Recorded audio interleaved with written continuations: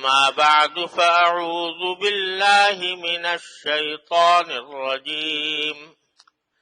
بسم الله الرحمن الرحيم إنا أعطيناك الكوثر فصل لربك وانحر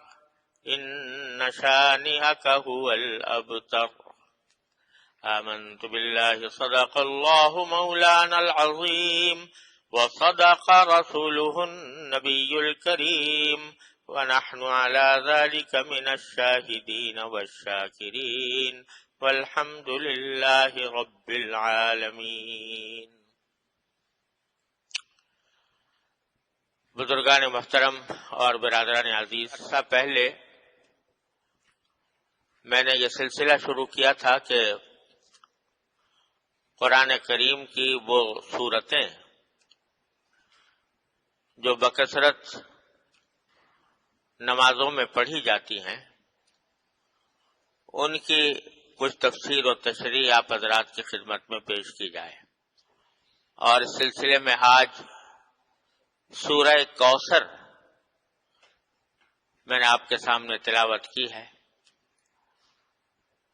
یہ وہ سورت ہے جو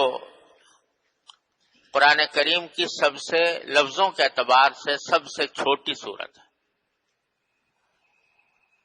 اور تقریباً ہر مسلمان کو یاد ہوتی ہے۔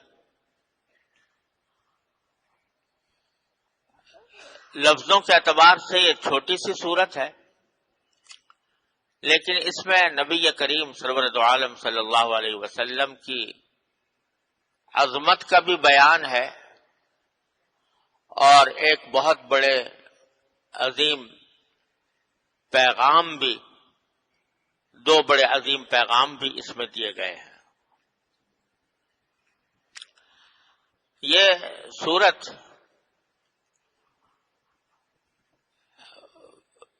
ایک واقعے کے پس منظر میں نازل ہوئی، جس کا شان نزول یہ ہے کہ جب نبی کریم سرور دو عالم صلی اللہ علیہ وسلم کا نکاح حضرت خدیجہ الکبریٰ رضی اللہ تعالی عنہا سے ہوا تو ان سے آپ کی 4 صاحبزادیاں پیدا ہوئی،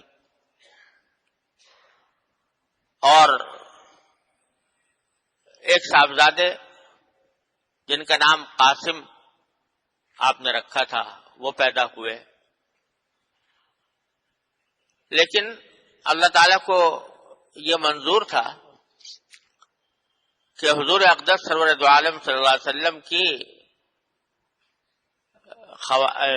لڑکیاں، آپ کی صاحبزادیاں، وہ تو الحمدللہ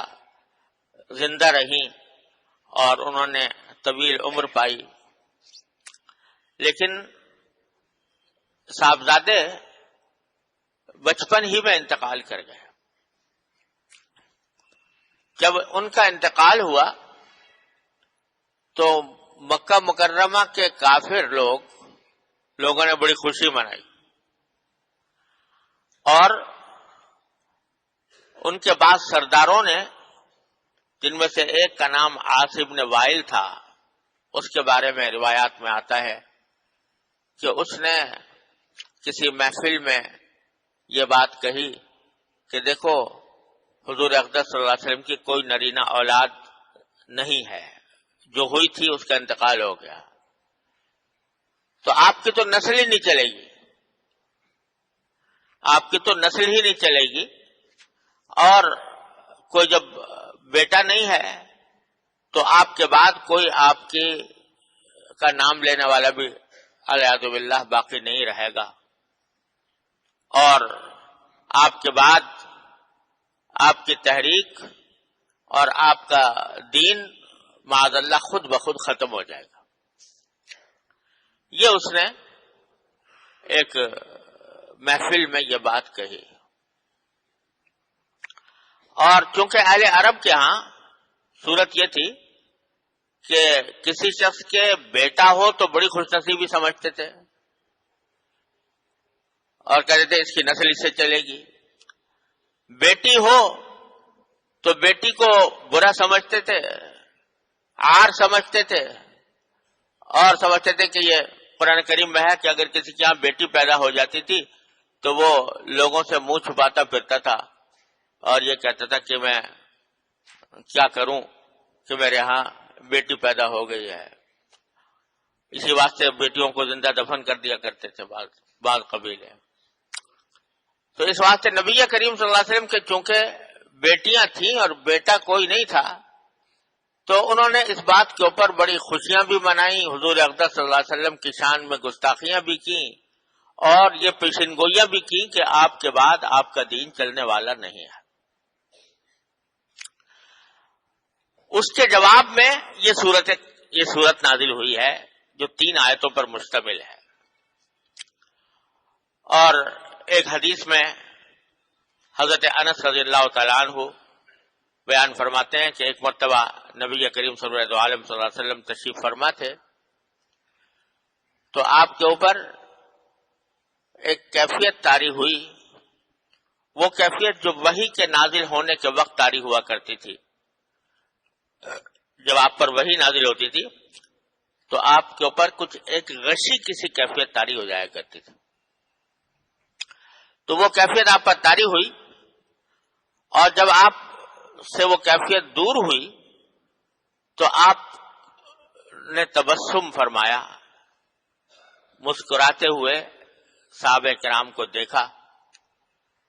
صحابہ کرام نے پوچھا کہ یا رسول اللہ آپ کس بات پر مسکرا رہے ہیں، کس بات پر خوشی کا اظہار فرما رہے ہیں؟ تو آپ نے فرمایا کہ ابھی ابھی مجھ پر ایک سورت نازل ہوئی ہے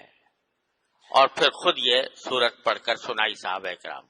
انا اعطیناک الکوثر فصل لربک وانحر ان شانئک هو الابتر.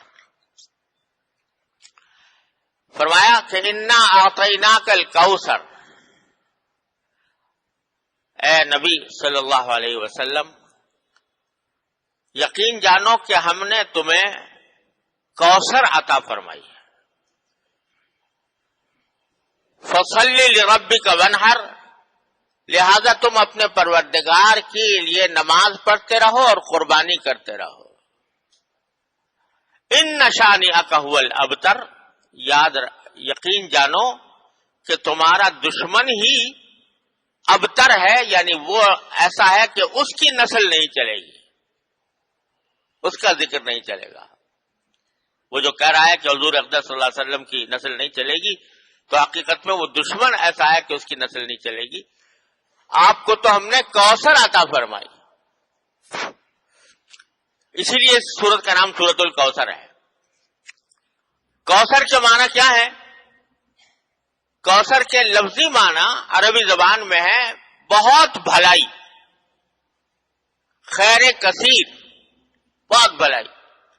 آپ کو ہم نے بہت بھلائیاں عطا فرمائی،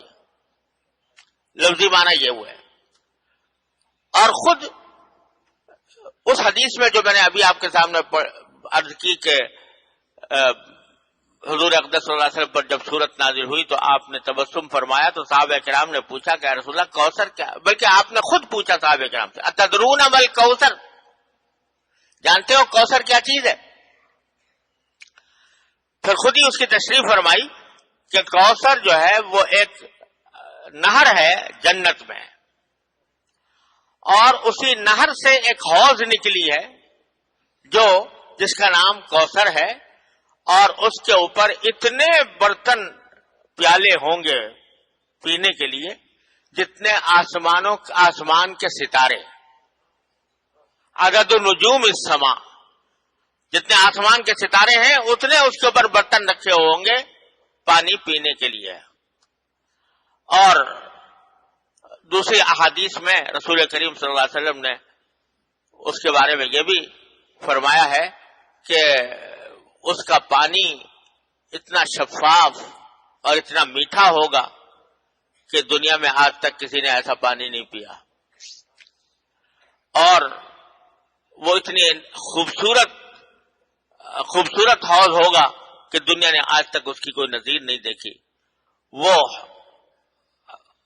اس سے مسلمانوں کو رسول کریم صلی اللہ علیہ وسلم پانی پلائیں گے، نہر کوثر، حوض کوثر. یہاں یہ سمجھ لیں کہ نہر تو ہے جنت میں، نہر کوثر، اور یہ حوض کوثر جو ہے یہ میدان حشر میں ہوگی. جب لوگ زندہ کیے جائیں گے اور سب کو میدان حشر میں جمع کیا جائے گا تو آپ سب لوگ جانتے ہوں گے کہ اس وقت افراتفری کا عالم ہوگا، نفسی نفسی کا عالم ہوگا، گرمی شدید ہوگی، بے انتہا لوگ گرمی کی وجہ سے پریشان ہوں گے، پسینے میں شرابور ہو رہے ہوں گے. اس حالت میں یہ حوض میدان حشر کے اندر نبی کریم سرور عالم صلی اللہ علیہ وسلم کو عطا فرمائی جائے گی، اور یہ حوض ایسی ہوگی کہ اس کے اوپر جنت سے 2 پرنالے گر رہے ہوں گے. جنت کی جو نہر کوثر ہے اس سے 2 پرنالے گر رہے ہوں گے جو اس حوض کو بھر رہے ہوں گے، اور نبی کریم سرور عالم صلی اللہ علیہ وسلم اس میں لوگوں کو، اپنی امت کے لوگوں کو وہاں سے پانی پلا رہے ہوں گے. فرمایا کہ انا اعطیناک الکوثر، یقین جانو ہم نے تو تمہیں کوثر عطا کی ہے. کیا مانا کہ کہنے والے بدبخت یہ کہہ رہے ہیں کہ آپ کے بعد آپ کا نام لینے والا کوئی نہیں رہے گا اور آپ کی نسل نہیں چلے گی. ارے آپ کی نسل تو اس طرح چلے گی اور آپ کے نام لیوا اس طرح دنیا میں زندہ رہیں گے کہ جب حوض کوثر پر آپ کھڑے ہوں گے تو ریلے کے ریلے آپ کے متبعین کے وہ آ رہے ہوں گے آپ سے پانی پینے کے لیے، اور آپ ان کو پانی پلا رہے ہوں گے، حوض کوثر سے پانی پلا رہے ہوں گے. انا اعطیناک الکوثر. اسی حدیث میں رسول کریم صلی اللہ علیہ وسلم یہ بھی ارشاد فرمایا کہ میری امت کے جو لوگ ہیں وہ اس سخت گرمی کے عالم میں حوض کوثر پر آئیں گے اور پانی پئیں گے، اور جو شخص ایک مرتبہ پانی پی لے گا تو اس کے بعد اس کو وہ شدید پیاس کی تکلیف کبھی نہیں ہوگی، وہ ایسا پانی ہوگا. لیکن فرمایا کہ کچھ لوگ اس پانی کی طرف اور حوض کوثر کی طرف آ رہے ہوں گے تو میں دیکھوں گا کہ فرشتے ان کو پیچھے ہٹا رہے ہیں کہ پیچھے ہٹ جاؤ، یا نہیں آؤ. حالانکہ دیکھنے میں وہ میری امت کے لوگ ہوں گے، تو میں ان سے فرشتوں سے کہوں گا کہ یہ تو میری امت کے لوگ ہیں، پھر ان کو آپ کیوں حوض کوثر سے ہٹا رہے ہیں؟ تو اس کے جواب میں فرشتے کہیں گے کہ انک لا تدری ما احدثوا بعدک، آپ کو پتہ نہیں ہے کہ آپ کے دنیا سے چلے جانے کے بعد انہوں نے کیا کیا کام کیے تھے. انہوں نے کیا کیا کام کیے تھے؟ انہوں نے گویا کفر اختیار کر لیا تھا یا نفاق میں مبتلا ہو گئے تھے. لہذا اگرچہ یہ آپ کی امت کے افراد تو ہیں، لیکن چونکہ یہ آپ کے بعد مرتد ہو گئے، کافر ہو گئے یا منافق رہے، اس واسطے ان کو اس حوض کوثر پر آنے سے روکا جا رہا ہے. اللہ تعالیٰ ہر مسلمان کو اس سے محفوظ رکھے. اللہ تعالیٰ ہر مسلمان کو وہاں پر حاضری کی توفیق عطا فرمائے. لفظ تو یہ ہے کہ تم نہیں جانتے، کہ آپ نہیں جانتے کہ انہوں نے آپ کے بعد کیا راستہ اختیار کیا تھا. یہ ڈرنے کا مقام بھی ہے. اللہ تبارک و تعالیٰ ہم سب کو اس انجام سے محفوظ رکھے، اس کفر سے، اس شرک سے، نفاق سے، ایسی باتوں سے جو نبی کریم صلی اللہ علیہ وسلم کی حوض کوثر پر جانے سے رکاوٹ بن جائیں. بہرحال آیت کریمہ نے فرمایا انا اعطیناک الکوثر، ہم نے آپ کو یہ کوثر عطا کی ہے. اور یہ کوثر خود اس بات کی دلیل ہے کہ آپ کا نام قیامت ہی نہیں، قیامت کے بعد حشر و نشر میں اور پھر ہمیشہ ہمیشہ کے لیے آپ کا نام نامی برقرار رہے گا. کہنے والے ہزار کہا کریں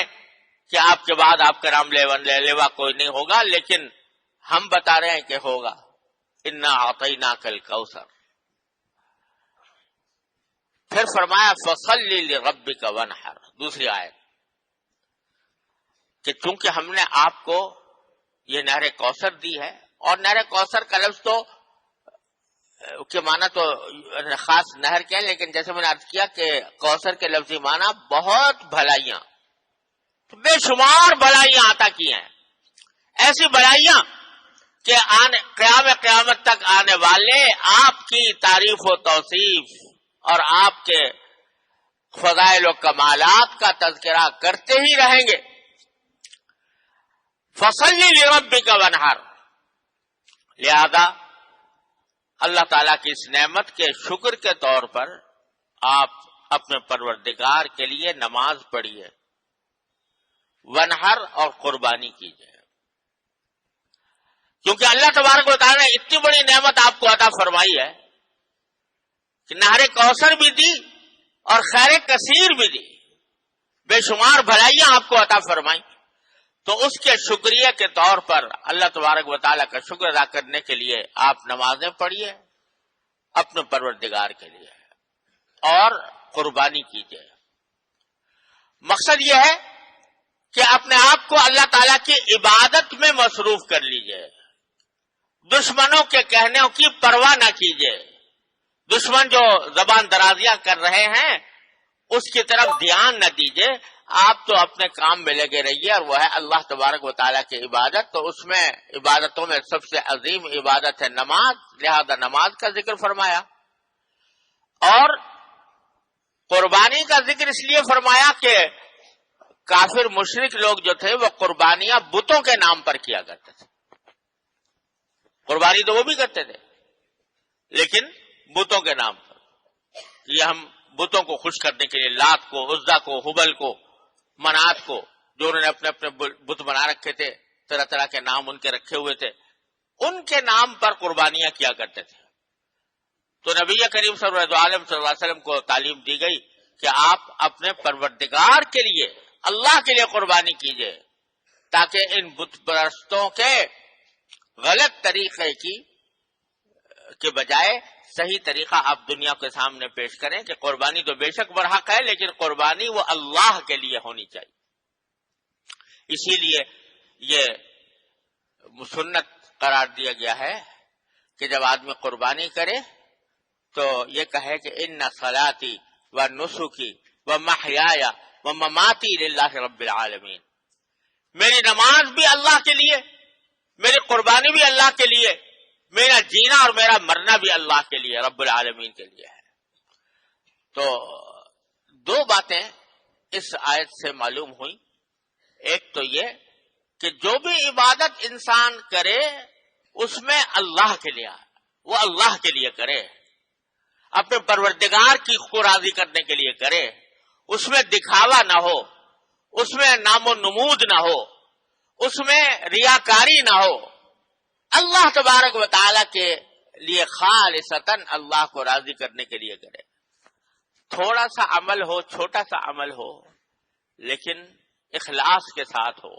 اللہ تبارک و تعالیٰ کی رضامندی کے لیے ہو، تو چھوٹا سا عمل بھی بڑا کارآمد ہے، اللہ تعالیٰ کے ہاں اس کی بڑی قیمت ہے۔ اور بڑا عمل ہو دیکھنے میں، لیکن اللہ کے لیے نہ ہو،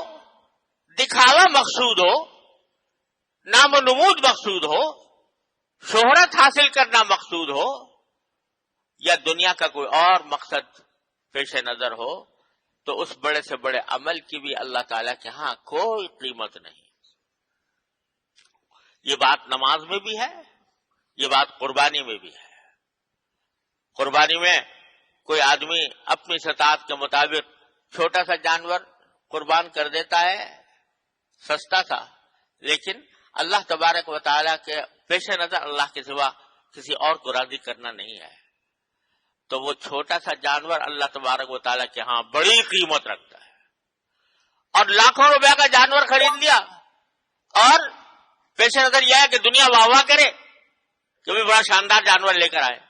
اور بڑا شاندار جانور قربان کیا ہے، تو اللہ بچائے اگر نام و نمود مقصود ہو تو وہ لاکھوں روپے کی قربانی بھی اکارت ہے، بیکار ہے، اس کا کوئی فائدہ نہیں۔ تو ایک بات تو یہ فرمائی کہ نماز ہو یا قربانی ہو، فصلی لربک، اپنے پروردگار کے لیے کرو جو کچھ کرنا ہے، دنیا داری کے لیے نہیں کرو. اور دوسری بات یہ فرمائی،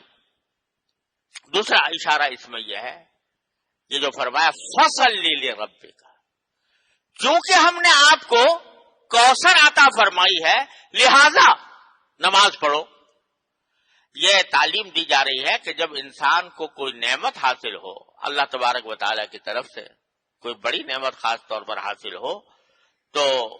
اس کا شکریہ صرف زبان ہی سے نہیں بلکہ عمل سے بھی ہونا چاہیے.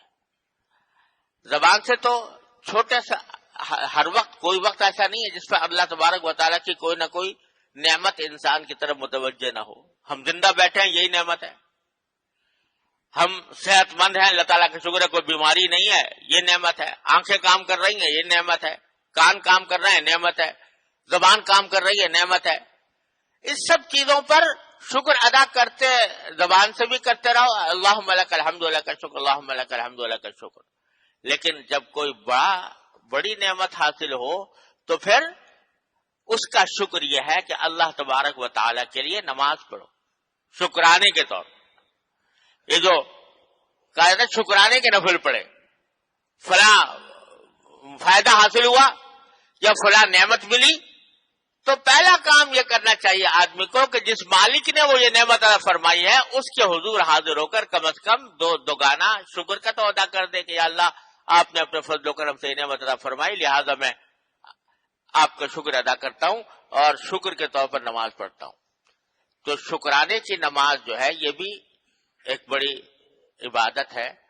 اور جس نعمت پر شکرانے کی نماز پڑھی جائے امید یہ ہے کہ انشاءاللہ اللہ تعالیٰ اس نعمت میں اور اضافہ فرمائیں گے. لئن شکرتم لازیدنکم،